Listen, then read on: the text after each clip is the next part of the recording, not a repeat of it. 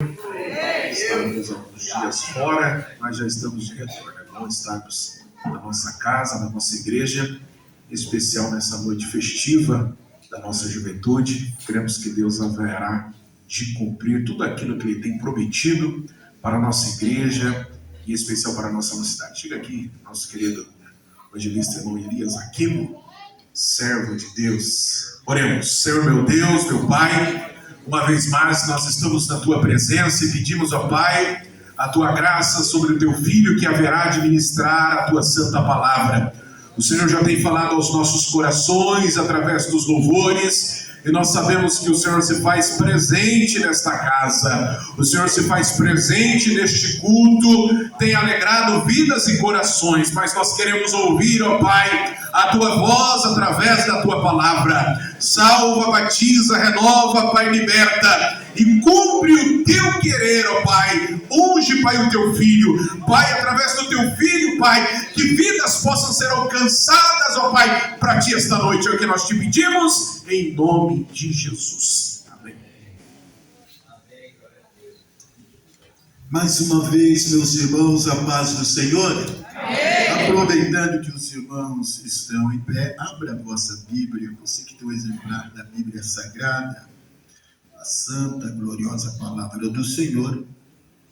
O tema desta festividade, Efésios, capítulo de número 6. Nós vamos ler a partir do versículo de número 10. Efésios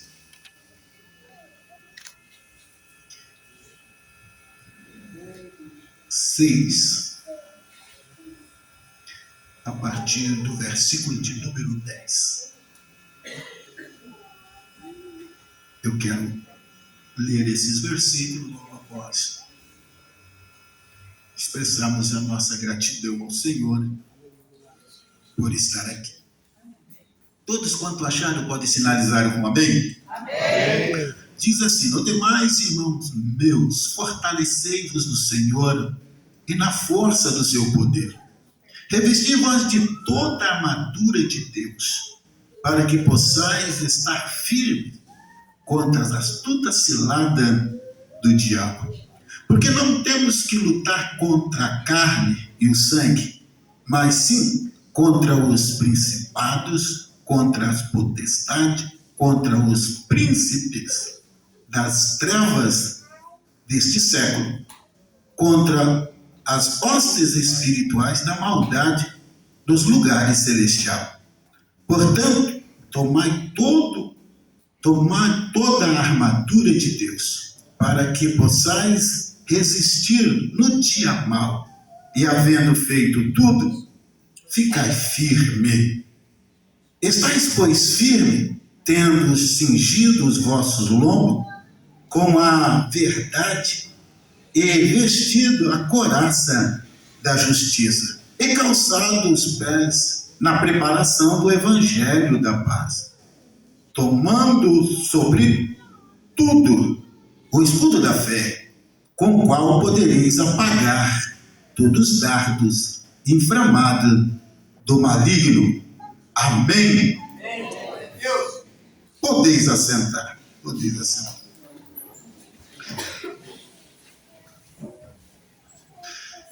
Meus irmãos, eu quero, neste momento, expressar a minha alegria de estar aqui. Faz tempo, há bastante tempo, e nós estivemos de uma tarde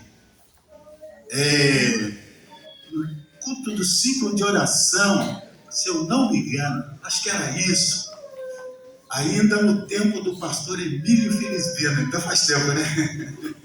Então faz tempo. Não. Essa nossa gestão é a primeira vez.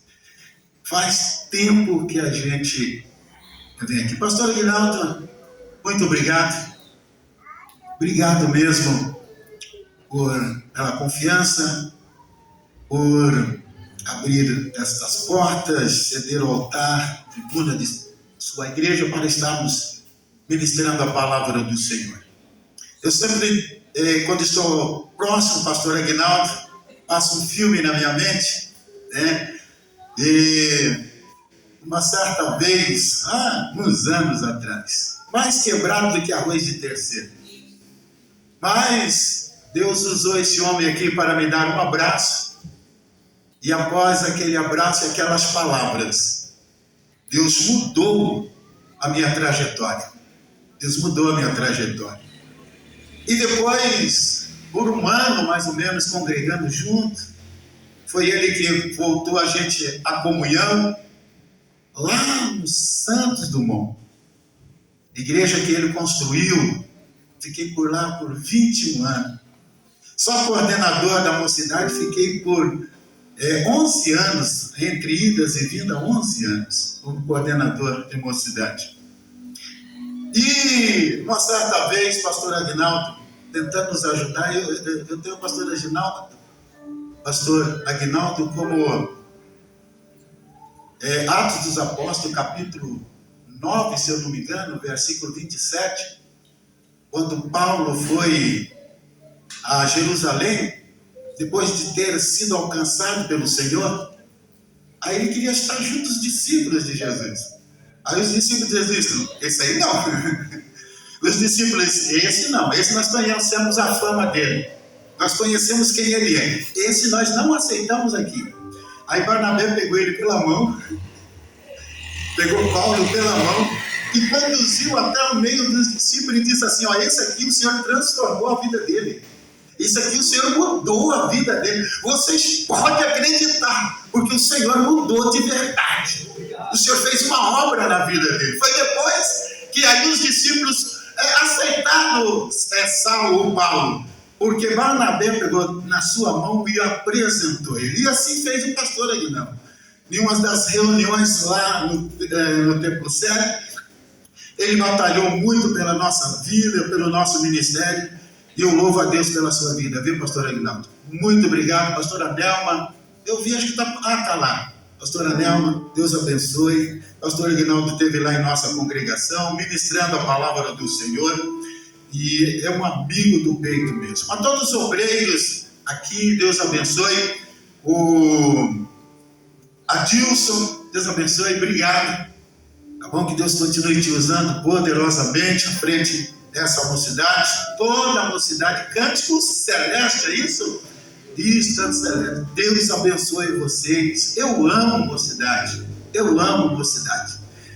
Desde lá da Becker, tempo atrás já liderando mocidade, eu amo mocidade. Deus abençoe todos os obreiros, pastor Eltinho, Deus abençoe, uma honra, estamos juntos glorificando e exaltando o nome do Senhor.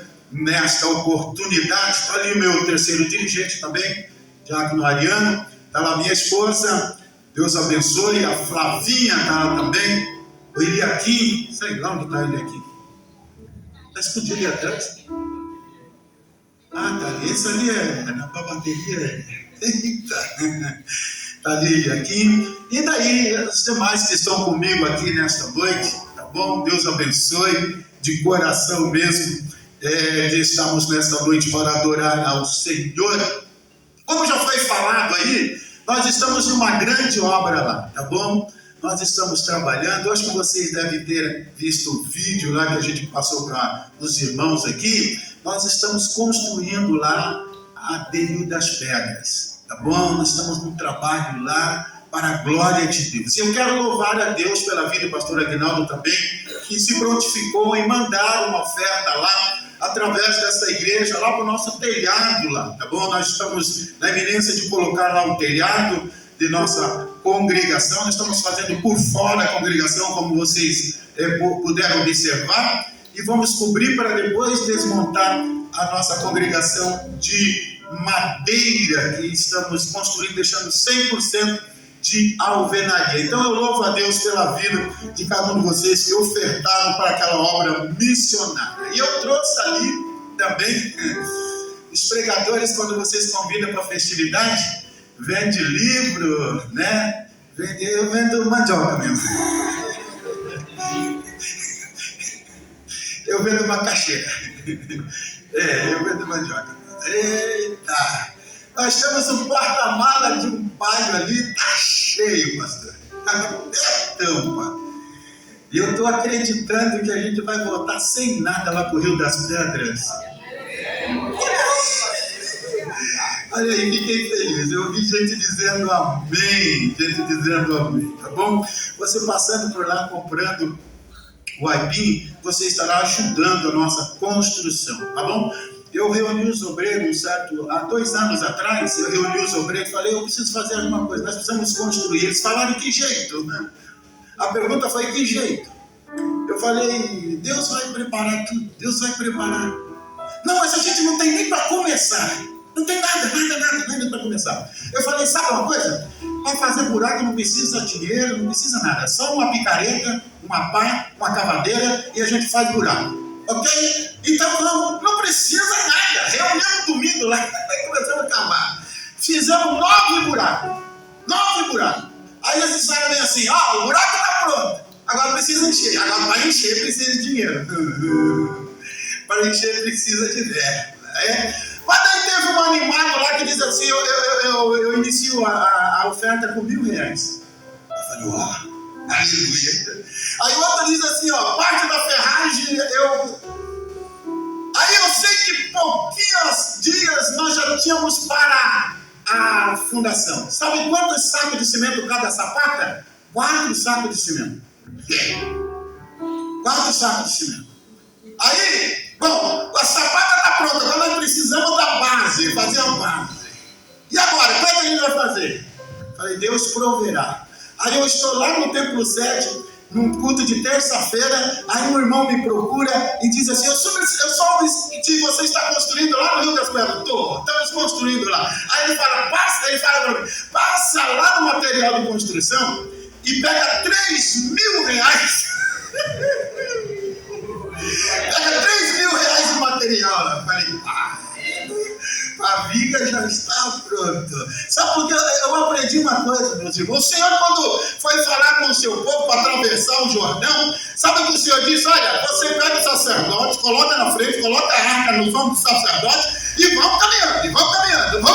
Quando você chegar no rio e molhar os pés, aí deixa comigo que daí, porque o Senhor quer assim, que você molhe os pés, que você ande, que você caminhe, que você marche, porque Ele está na sua frente, e se Ele está na tua frente, o milagre acontece, tudo se torna possível, porque nós servimos um Deus que para Ele nada é impossível.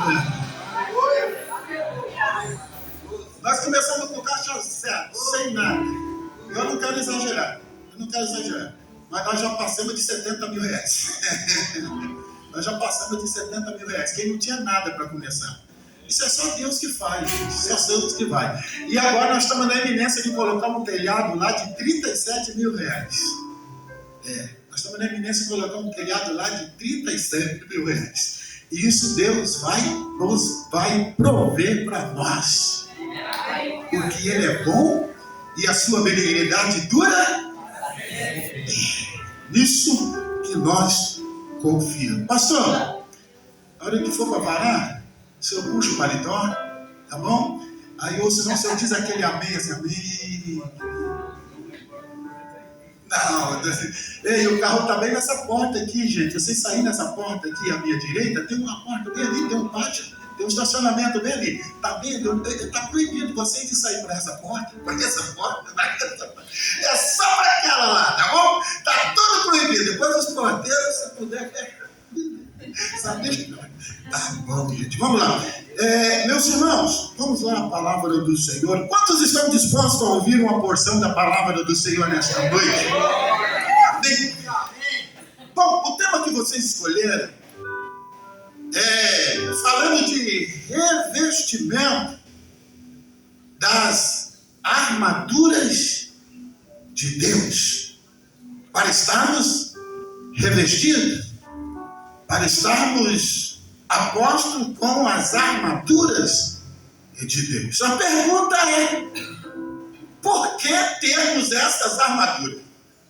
Qual é o motivo de nós termos essas armaduras? Porque Paulo vai aconselhar aos irmãos em Éfeso para adquirir, para ter essas armaduras. É claro que quando se fala de arma, existe arma de ataque e arma de defesa. E dentro da arma de ataque e arma de defesa, você usa porque você está em uma batalha. Não tem por que você usar arma se nós não estivermos inseridos em um contexto onde há uma batalha, uma guerra. Agora, para nós entender por que Paulo vai falar das armas, por que Paulo vai falar de potestade, por que Paulo vai falar, colocar isso para nós nesta noite, tudo tem um porquê. Todos têm um porquê. Para nós entender no profundo, nós precisamos voltar um pouquinho na história, e eu preciso ser rápido aqui, não vou me demorar, mas eu preciso separar essa mensagem em 3 partes. Primeira parte, eu quero falar um pouquinho a respeito de Éfeso. Depois eu quero falar um pouquinho a respeito da igreja em Éfeso. E depois eu quero aplicar aí aos irmãos essas mensagens, essas palavras que Paulo está dizendo. Para que você possa entender o porquê, nós precisamos ir então na história. Éfeso era localizada, eles construíram a cidade a 5 quilômetros do mar Egeu e era próximo também do rio Cáster. Por quê?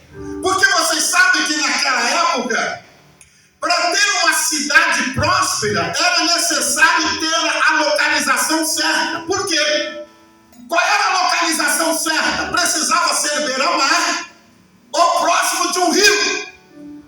Por exemplo, o Egito, ele só era próximo porque ele era cortado por um rio, o rio Nilo. Então a cidade, porque na época não tinha rodovia, na época não tinha os trens, não tinha avião, não tinha nada disso. O que precisava então? Ela estava localizado, a cidade para ser próspera, ela tinha que estar perto do mar. E Éfeso era 5 quilômetros do mar Egeu. Para você ter uma ideia, havia um porto. E esse porto tinha uma rua ou uma estrada na época, 2000 anos atrás, de 21 metros de largura. A estrada do porto que passava por dentro de Éfeso e ia até em Roma, porque Éfeso era a província de Roma, dava aproximadamente 21 metros de largura, há 2000 anos atrás.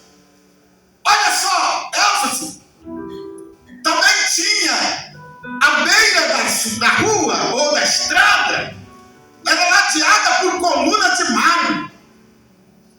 Era uma coisa muito chique da época. Já era uma coisa muito avançada para a época. E a Éfeso foi considerada como a luz da Ásia Menor.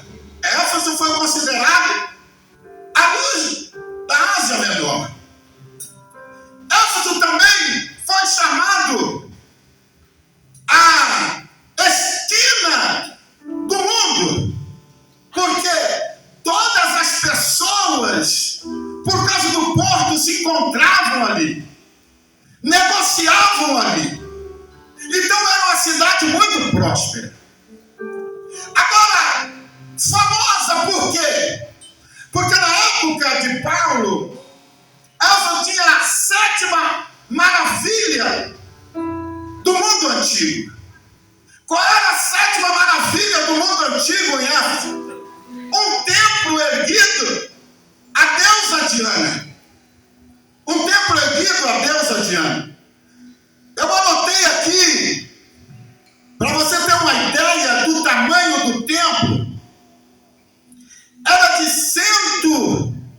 27 metros, tinha 19 colunas de 19 metros de altura que ladeava, que segurava aquele templo. E dentro daquele templo tinha 12 sacerdotes e quase uma centena de sacerdotisas que cultuava não somente a deusa Diana, mas cultuava outros tipos de deus como Baca. Por isso que quando você lê Efésios, quando Paulo diz assim, não se embriagueis com vinho, onde há contenda, por quê? Porque os irmãos estavam acostumados naquela orgia, servindo a Deus Baca, bebendo. E os irmãos, quando aceitavam a Cristo, eles queriam continuar dessa forma. Aí Paulo ensinando diz, não, deveriam mudar. Não vos embriagueis com vinho onde há contenda. Essa era a cidade, a situação da cidade em Éfeso. Mas nessa cidade, nessa celeuma toda que eu estou fazendo para vocês em rápidas palavras, Deus implantou uma igreja poderosa. Oh, glória a Deus. Deus implantou uma igreja poderosa naquele lugar. Depois da igreja de Jerusalém, no século 50, 55, quando Paulo passou por lá, foi uma das igrejas mais poderosas. Para você ter uma ideia, em Atos dos Apóstolos, nós temos algumas evidências do grande poder de Deus naquela época. Por exemplo, quando Paulo chega e ele serve ao Senhor, ele é missionário em Éfeso por 3 anos. E quando Paulo chegava, ele tinha uma estratégia. Qual era a estratégia? Ele ia pregar nas sinagogas. E ele chegava na sinagoga e logo ele tinha direito de pregar, porque ele tinha direito na palavra.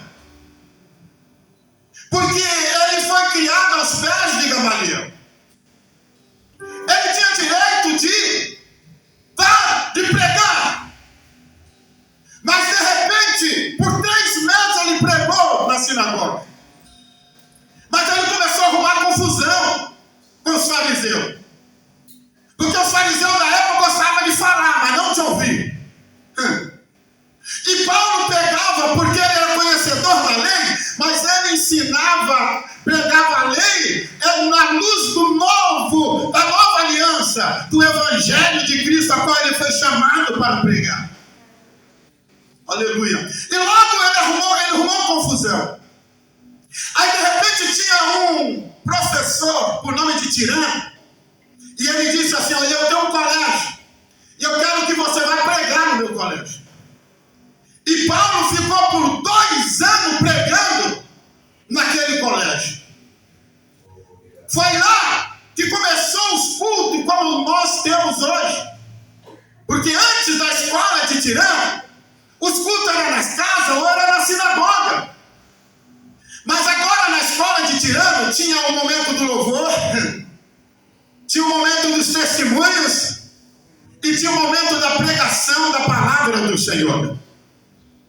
Quando Paulo chegou lá, tinha 12 discípulos de João Batista.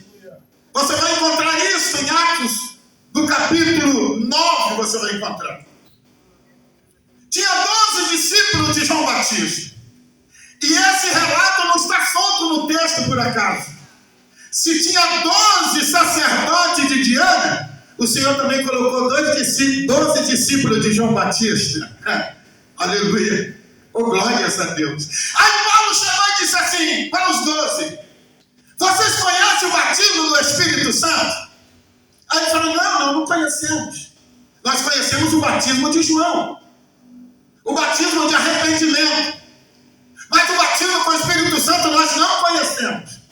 Oh, glórias a Deus.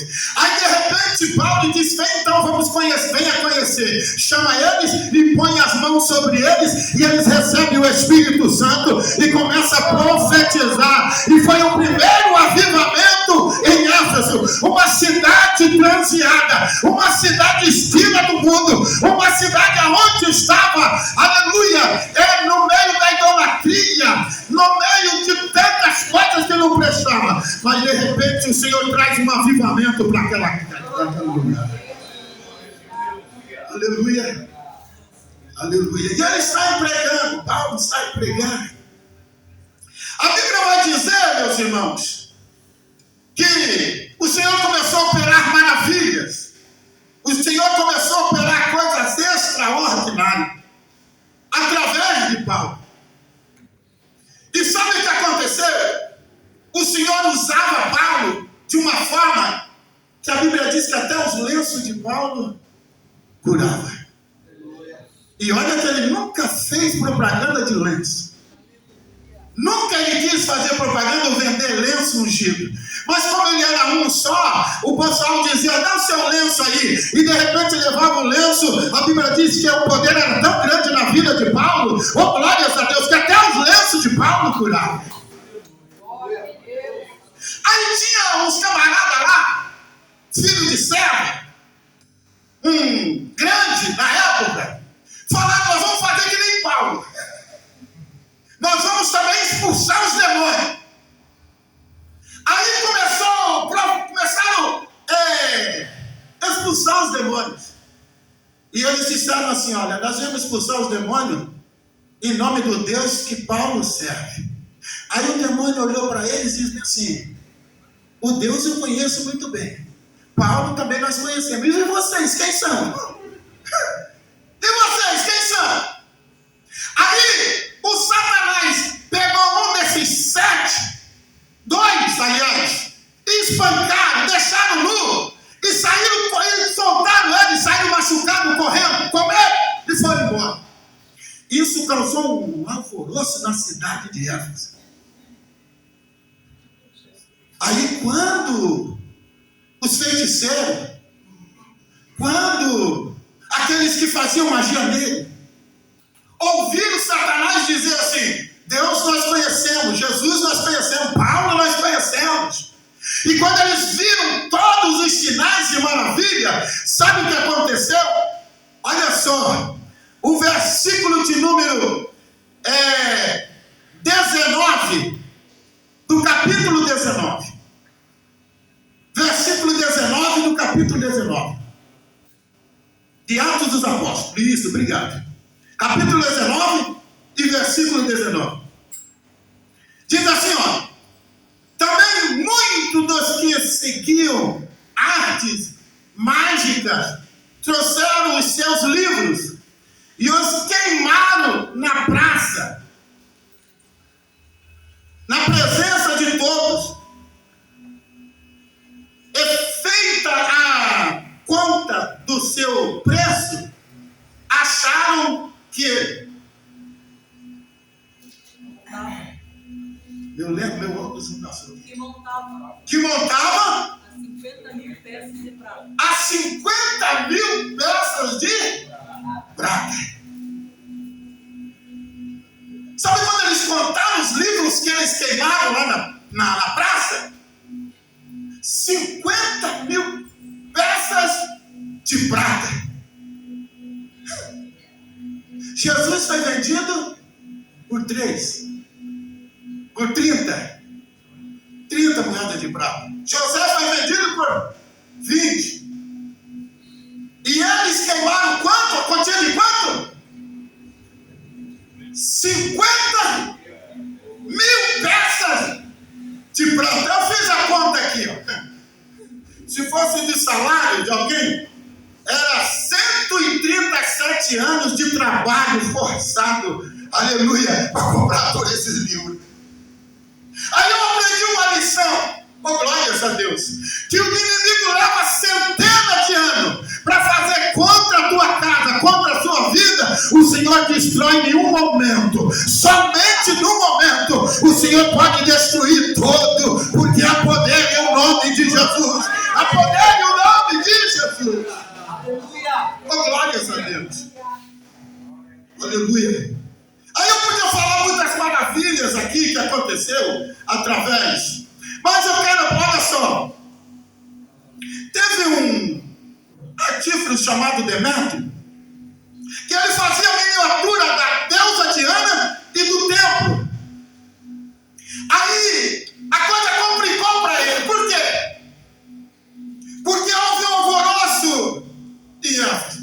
E o povo começou a aceitar a Cristo. E agora as miniaturas já não se vendiam mais. Já não saía mais. E esse Demétrio pegou os discípulos, levaram no teatro e começaram a gritar no ouvido deles: viva Deus Diana! Até que alguém defendeu os discípulos. E foi nesse momento, depois de 2 anos que Paulo estava lá, que ele resolveu sair. Os irmãos não deixaram ele ir lá até o anfiteatro. E ele resolveu. Aí ele foi para Jerusalém. E de Jerusalém ele ficou preso algum tempo em Jerusalém. Depois ele foi para Roma. E em Roma ele escreve essa carta na cadeia, na prisão. Ele escreve essa carta aos Filipenses. E eu quero, já falei um pouquinho da cidade. Eu quero falar um pouquinho dessa carta que Paulo escreve aos irmãos em Filipenses. E eu quero dividir, separar essa carta em 2 partes, para logo nós aplicarmos a mensagem para a sua vida, para o nosso coração. Primeira parte desta carta, Paulo ele vai falar do capítulo 1 ao capítulo 3 a respeito de nossa posição. Por isso eu disse aos irmãos que nós só vamos entender por causa da armadura se nós entendemos o lugar onde estava, a história da cidade, a história da igreja. Aí nós vamos entender o que Paulo quer falar nessa carta. A primeira parte da carta, ele vai falar sobre nossa posição. Posição. E já no capítulo 1 de Efésios, e versículo de número 3, ele vai dar um tom da carta. Qual é o tom da carta? Ele vai dizer: o Senhor nos deu uma posição. Que posição é essa? De governo. De governo. Ele vai dizer que o Senhor nos escolheu para governar com Ele nas regiões celestiais. Ele vai dizer que o Senhor nos abençoou com toda sorte de bênção nas regiões celestiais. Então a primeira parte da carta, do capítulo 1 ao capítulo 3, ele vai falar da nossa posição. Que posição? Posição de governo. De estarmos com o Senhor. Mas no capítulo de número 6, ele vai dizer que há uma batalha com essa posição nossa, com o inimigo das nossas almas. Porque o inimigo não quer que nós estejamos na posição que o Senhor nos colocou, que é na posição de governo. Porque o Senhor não nos colocou aqui por causa, mas nos colocou por glórias a Deus. Por isso ele vai mostrar que há uma oposição, a nossa posição com Ele. Aí no capítulo 4 até o capítulo 6, ele vai falar do nosso posicionamento. Eu quero que você entenda isso. A primeira parte ele fala da nossa posição. Na segunda parte da carta ele fala do nosso posicionamento. Por quê? Porque há uma grande diferença de posição e posicionamento. Há uma grande diferença. Por que eu preciso ter a armadura? É porque eu não posso ter a posição posição, mas eu preciso estar posicionado. Oh, glória a Deus. Eu quero dar um exemplo para você. Por exemplo, alguém está numa guarita, eu guarda. Ele está na guarita, ele está na posição. Mas se ele estiver dormindo, não está posicionado. O que é isso? Ter posição é pessoa que quer pregar, mas não quer ler a Bíblia, não quer orar. Aleluia. Ele quer ser casar, mas não quer ser esposo. Oh, glórias a Deus. Ele só quer o benefício do Evangelho, mas ele não quer, aleluia, o compromisso de adorar, de glorificar, de bendizer o nome de nosso Senhor e Salvador Jesus Cristo. Oh, glórias a Deus. Aí Paulo disse: o Senhor nos colocou numa posição elevada para governar com ele na região celestial. Mas ele diz: tem um confronto, aleluia. Para a gente manter a posição e estar posicionado, nós precisamos ter a armadura do Espírito Santo, aleluia, a armadura de Deus, para nós podermos estar posicionados, aleluia. A nossa posição, ele diz: eu vou já abençoou, já vos abençoei com toda sorte de bênção. Agora, para nós estar posicionado, ele fala bem assim no capítulo 4, ele diz que a igreja tem que ser uma só, tem que estar em união. Não adianta ter posição, mas tem que estar posicionado. Aí ele vai falar da nossa vida moral. Ele diz: ó, os filhos têm que obedecer ao pai, a esposa tem que honrar o esposo, aleluia, o patrão tem que tratar o funcionário. Então ele vai falar da nossa vida moral. Sabe por quê? Porque nós temos posição, nós temos a nossa vida aqui e devemos estar posicionados para adorar, para glorificar e bendizer o nome do Senhor. Aí Paulo vai dizer algumas coisas de que temos batalhas. Estamos imbuídos de uma batalha para mantermos a nossa posição e o nosso posicionamento. Aleluia. E essa batalha espiritual, para nós os pentecostais, muitas vezes é mal interpretada, é mal entendida. E eu quero passar isso, já que os jovens aqui estão em festividade. Nós, os pentecostais, sabe por quê? Porque nós entendemos que batalha espiritual é quando alguém cai manifesto ali no chão, em um culto de libertação. Aí os irmãos começam a orar e eles vão: agora nós estamos em batalha espiritual. Nós entendemos batalha espiritual quando você está dormindo, daí o Satanás quer te matar, coloca a mão na tua garganta, você tem um pesadelo e você acorda suado, se batendo e diz: eu estou numa batalha espiritual. Batalha espiritual é muito mais do que isso. É muito mais do que isso. Batalha espiritual, eu vou te citar alguma batalha espiritual. Eu anotei, eu não tenho seguido mais nem o que eu anotei, mas deixa eu procurar aqui. Oh, glórias a Deus. Oh, glórias a Deus. Aleluia. Batalha espiritual. Eu vou te dar um exemplo de batalha espiritual. A Bíblia diz que quando Jesus foi batizado, saiu logo das águas. E ele foi para o deserto conduzido pelo Espírito Santo. Aleluia. E quando ele estava jejuando no deserto, apareceu o tentador. E o tentador chegou com essa proposta: se tu és o Filho de Deus. Você quer ver uma batalha espiritual?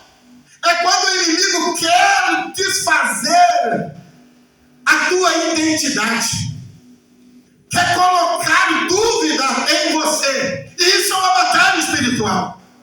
É quando Satanás quer dizer algo que você é, se você não é, ou que você é, e você está dizendo que não é. Satanás quer colocar, aleluia, na tua mente, aleluia, que você não é o que o Senhor te chamou para você ser, aleluia, adorador de verdade. Ele quer tirar de você a sua identidade, colocando dúvida. Isso é batalha espiritual. Quantos jovens na casa do Senhor dizendo: eu não queria estar aqui, aleluia, pensando em retroceder, pensando em voltar atrás, pensando em desistir. Isso é batalha espiritual.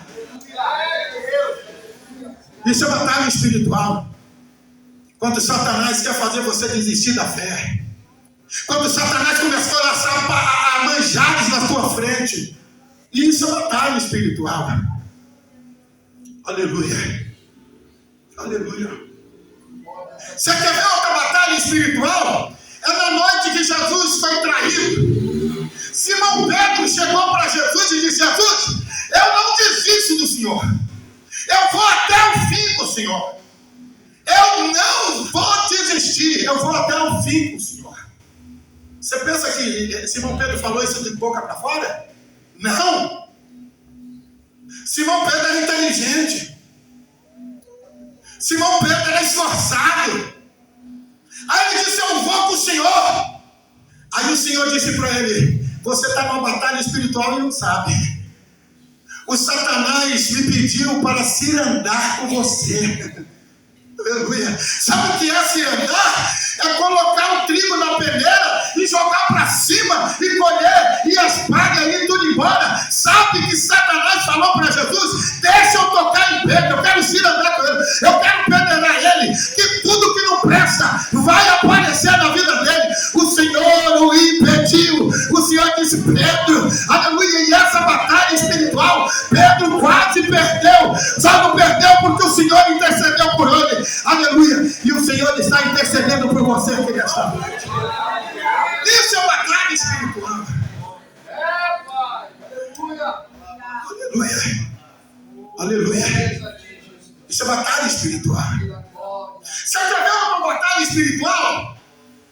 Quando Jesus entrou no barco com seus discípulos, e eles estão indo atravessar para o outro lado, um lugar chamado Gadara, aonde tinha uma legião de demônios.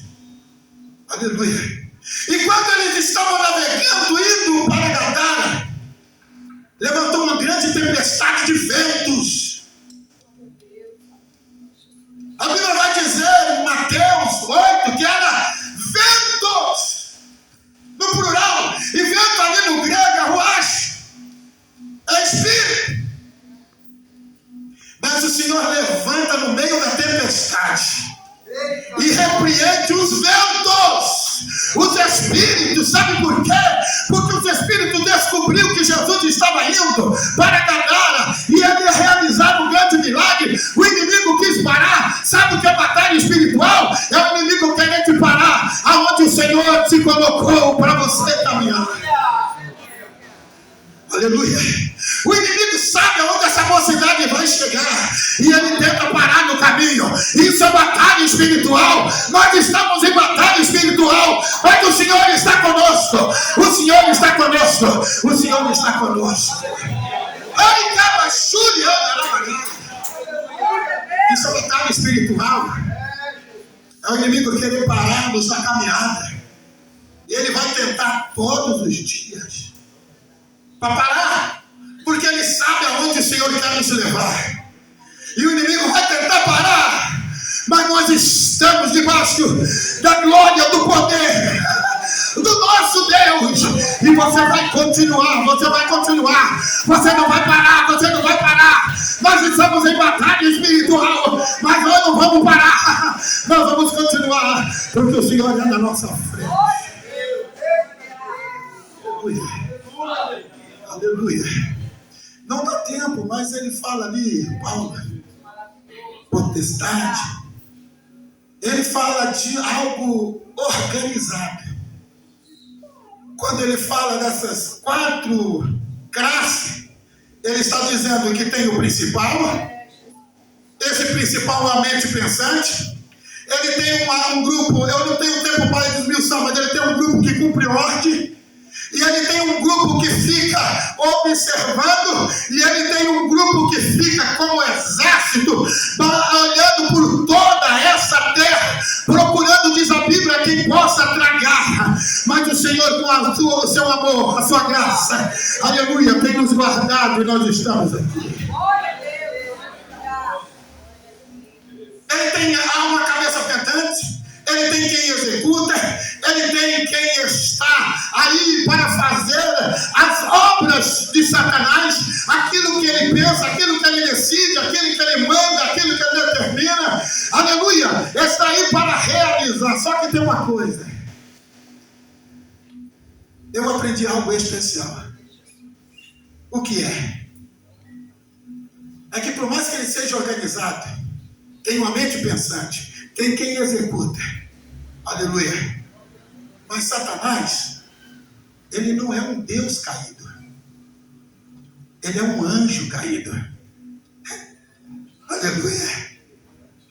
Satanás não é um Deus caído, ele é um anjo caído, aleluia. Eles podem ter uma cabeça pensante, ele possa ter quem executa, ele possa ter toda uma estrutura, só que ele não é onisciente, o nosso Deus é onisciente, aleluia. Ele não é onipresente, o nosso Deus é onipresente, aleluia. Ele não é onipotente, o nosso Deus é onipotente. Satanás não é um Deus caído, Satanás é um anjo caído, aleluia. Mas nós temos um Deus todo-poderoso, aleluia, que está conosco, e ele é onisciente, ele é onipresente, ele é onipotente. Eu sinto ele aqui, eu sinto a sua glória, eu sinto as suas mãos estendidas aqui, aleluia, para nos levantar e vamos sair vitoriosos. Ele não é um Deus caído, ele é um anjo caído, aleluia, aleluia. Agora presta atenção, Satanás, ele é tão tinhoso que ele sabe que ele já perdeu, porque há algum tempo na eternidade ele esteve ao lado de Jesus, de Deus.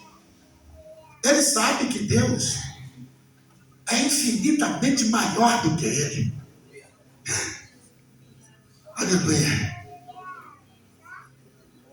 Mas só que ele não desiste, ele sabe que não vai vencer, ele sabe que já perdeu, mas ele não desiste. Sabe por que Deus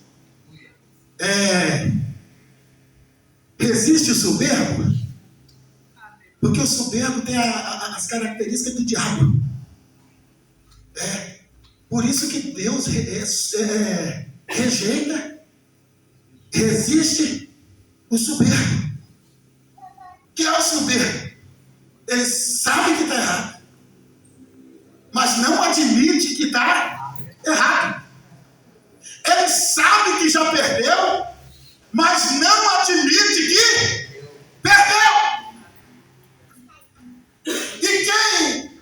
Você sabe que quando você é maior do que o teu erro, quando é que você se torna maior do que o teu erro? Quando você admite que errou. Porque tem muita gente que erra, mas não admite que erra, é soberbo, é nariz empinado. E a Bíblia diz que o Senhor rejeita. A Bíblia diz que o Senhor, aleluia, ele resiste o soberbo. Porque Satanás sabe que ele já perdeu, mas ele não admite, ele vai lutar. Só que eu quero dizer para esse jovem, para essa igreja, que você não está lutando para ser vencedor, você está lutando para continuar vencedor, porque o Senhor já nos deu a vitória na cruz do Calvário. Eu vou falar outra vez para você glorificar Deus. Você não está lutando para ser vencedor, mas você está lutando para continuar vencedor, porque a nossa vitória o Senhor já cravou na cruz do Calvário. Então levante a sua mão e o adore na beleza da sua santidade.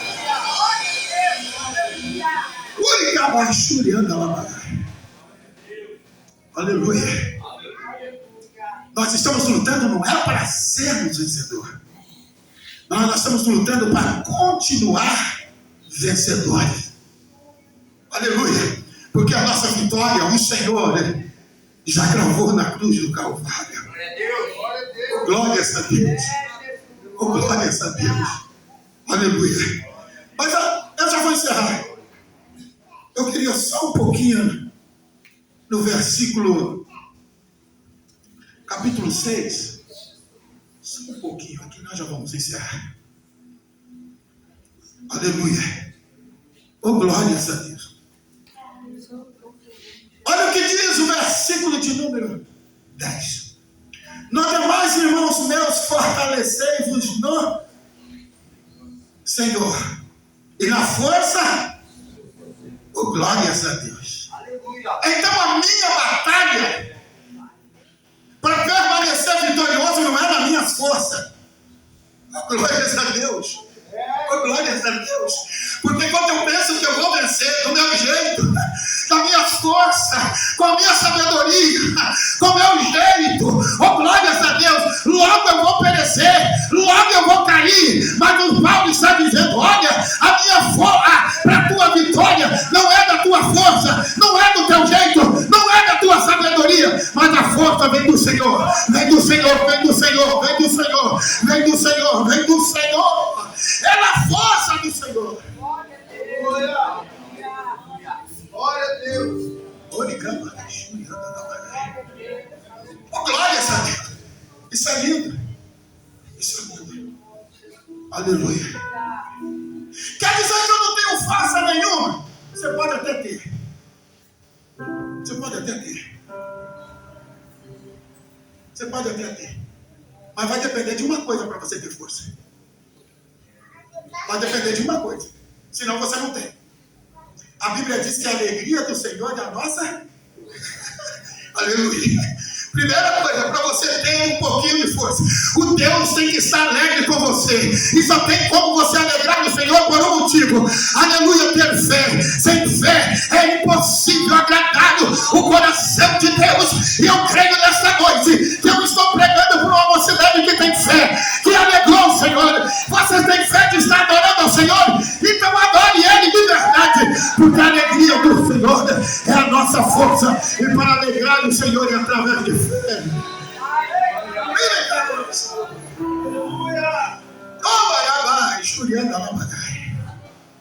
Aleluia. Aleluia. Como não dá? Eu queria falar só um pouquinho da maior arma do Satanás. Eu queria falar só um pouquinho da maior arma de Satanás. Qual é a maior arma de Satanás?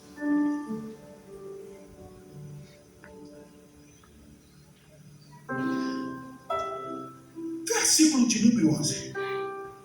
Revesti-vos de toda a armadura de Deus, para que possais estar firme contra as astutas ciladas do diabo.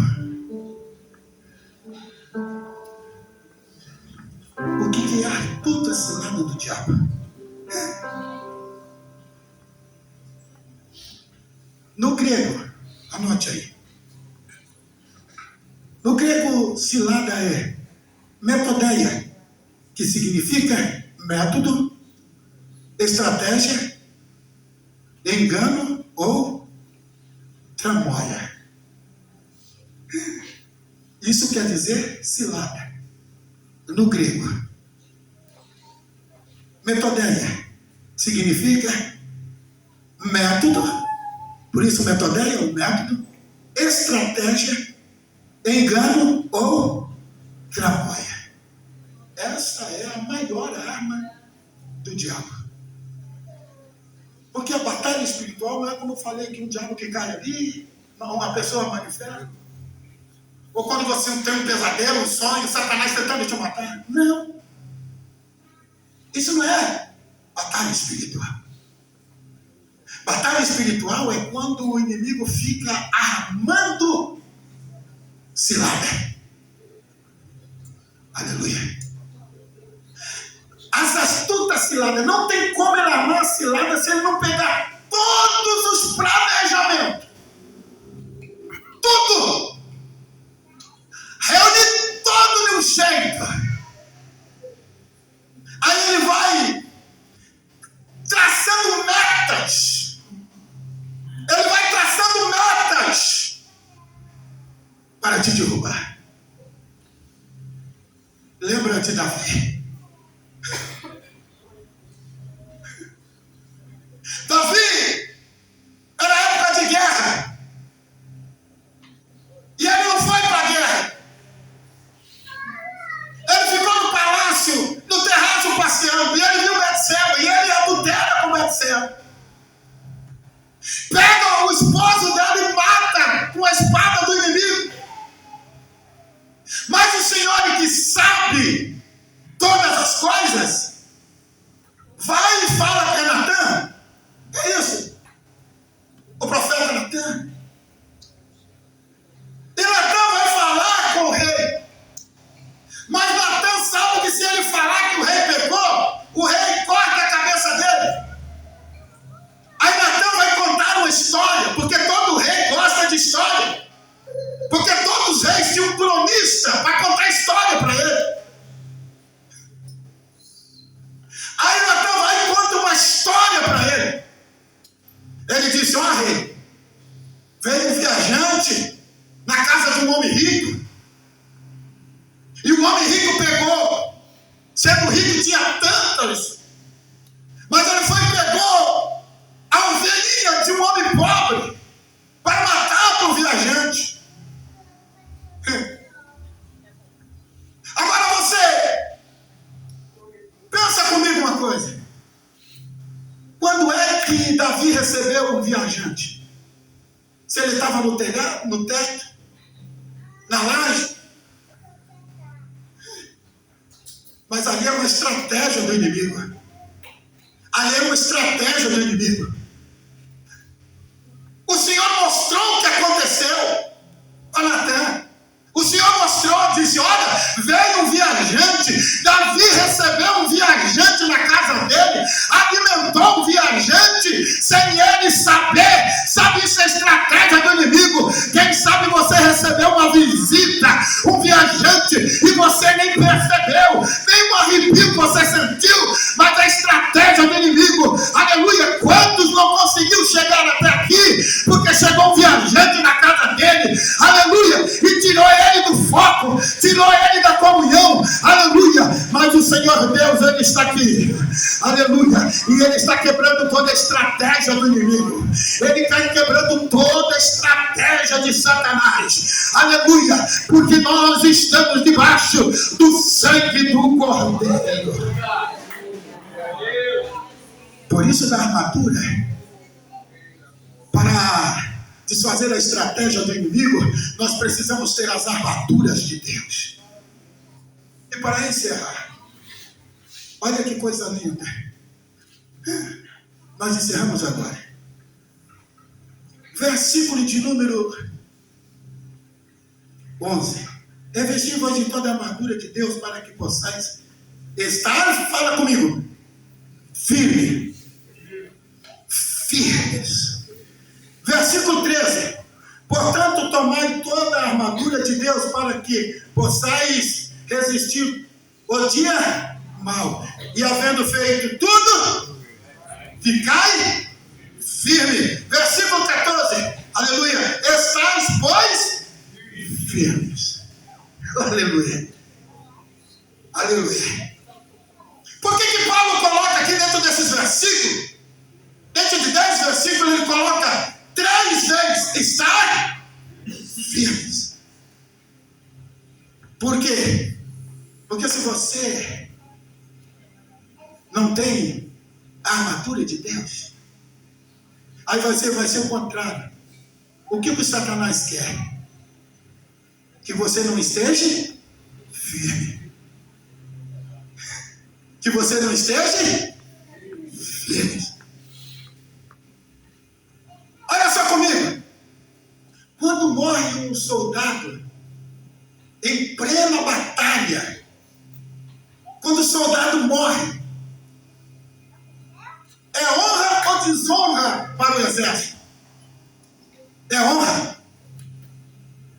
O soldado, quando morre em batalha, ele é condecorado, assim que fala. Ele é condecorado. Quando ele morre, ele batalha. Você pensa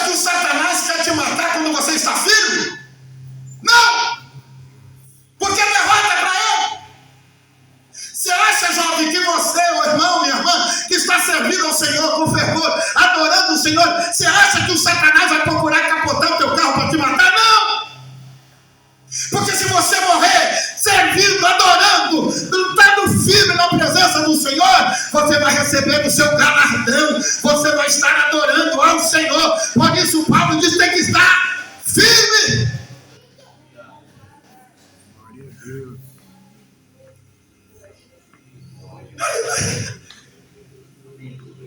Agora você quer ver o Satanás feliz? É quando ele encontra uma mocidade fraca. Quando ele encontra um irmão fraco, covarde, que não quer enfrentar as batalhas, que não quer lutar, covarde. O Satanás quer, aleluia, dar risada quando ele encontra um povo, aleluia, uma gama de obreiro covarde, uma gama de jovem frouxo da batalha, uma gama de ovelho, aleluia, de serva, discípulo de oração, desistindo, querendo voltar atrás. Mas Paulo diz: olha, nós precisamos estar firmes, nós precisamos estar firmes, nós precisamos estar firmes. O Senhor quer uma igreja firme, o Senhor quer uma mocidade que esteja firme, adorando, exaltando e bendizendo o nome do Senhor. Aleluia. Satanás, ele pode ter uma arma poderosa, mas ele nunca vai vencer um crente firme. Um crente decidido, um crente que está pronto para adorar ao Senhor, seja em qualquer situação. O Senhor quer você firme, e a sua firmeza está no poder do Senhor. Quando tem um crente firme, o Senhor diz: eu te pego pela tua mão direita e te digo: não tema, seja firme, seja constante, seja abundante na obra do Senhor. Aleluia, porque o Senhor vem buscar um povo especial que esteja firme na batalha. Aleluia. Eu ia falar pelo menos de 3 anos, mas não dá. Fique em pé para nós. Aleluia.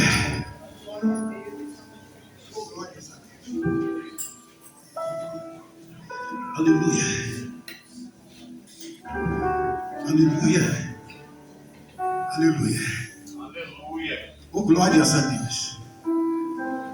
O Senhor quer uma igreja que em meio às batalhas ele esteja firme. Ele esteja firme. Aleluia. Se nós formos comparar os erros de Saul, do rei Saul, com os erros de Davi, nós vamos ver que a Davi errou muito mais, imensamente mais do que Saul. Só que quando Saul errou, ele disse a Samuel: Samuel, entre comigo, porque se o povo não me vê, aleluia, não vê eu contigo, vão saber que Deus não está mais comigo. Saul, quando errou, aleluia, ele pensou no seu trono e no que o povo ia dizer. Mas Davi não. Davi, quando errou, ele orou dizendo assim: Senhor, não retire de mim o seu Espírito Santo, porque eu quero estar firme adorando, eu quero estar firme glorificando, eu quero mudar para essa mocidade. Pode me ver errando, mas nunca vai me ver desistindo. Aleluia. Pode me ver errando, mas nunca desistindo. Eu quero estar firme, adorando, glorificando, bendizendo o nome do Senhor. Eu quero estar firme. Quanto diz que estar firme na presença do Senhor? Então ore comigo neste momento. Pai amado de misericórdia, aleluia, nós pregamos a tua palavra assim como o Senhor revelar em meu coração. Aleluia. Ó Deus maravilhoso, nós queremos estar, Senhor, na tua presença, te adorando, Senhor, glorificando o teu nome. Aleluia. Aqui tem uma igreja, aqui tem uma mocidade, aqui tem um povo que te adora, Senhor, em meio às batalhas, em meio às lutas, mas nós não vamos desistir, nós vamos estar firmes, porque o Senhor nos dá a força, aleluia, para prosseguir. É da tua força, Senhor, aleluia, é do teu poder, é da tua glória, Senhor, que vamos continuar como igreja, como mocidade, Senhor, como obreiros, ó Deus, continuaremos marchando, Senhor, em meio às batalhas, às lutas, Senhor, mas é no teu poder, continuaremos firmes, não vamos desistir, Senhor, aleluia. Podemos passar por uma noite de choro, mas seremos firmes, porque terá uma manhã de alegria, Senhor, para glorificarmos a Ti. Continua conosco, com os teus servos, em nome de Jesus. Em nome de Jesus. Glória a Deus. Queridos, permaneçam em pé, já vamos encerrar. Os irmãos querem agradecer a Deus pela vida do evangelista Elias de Aquino, pela vida dos irmãos do Rio das Pedras que estiveram conosco nesta noite, amém? Deus abençoe. Também queremos agradecer os irmãos do setor 4 aí que vieram representando, trazendo a menção honrosa ao nosso dirigente da mocidade. E ali no fundo, querido, a cantina está funcionando em prol do departamento infantil a partir de agora, né? E você passa ali, tem um salgadinho bem gostoso para você abençoar o departamento infantil, amém? Dizimista da noite, irmã Adriana Rocha, aqui ao lado, né? Saindo aqui na porta, aqui lateral, o carro do Elias já está ali. Você passa ali, compra uma macaxeira e vai estar abençoando a construção ali do Rio das Pedras, né? Macaxeira, para quem não sabe, é o aipim, né? Que é o que eu chamo lá para o Nordeste, a macaxeira, né? Então você passa ali. Amém, meus irmãos? Amém. Queremos louvar a Deus. Amanhã tem? Amanhã tem mais. Estenda a sua mão para cá. Que o amor de Deus, a graça de nosso Senhor e Salvador Jesus Cristo e a comunhão do querido Espírito Santo seja com todos nós. Juntos dizemos: amém. Unidos em Cristo, muito mais. Deus abençoe. Não esqueça, passa ali, abençoa aí os irmãos do Rio das Pedras.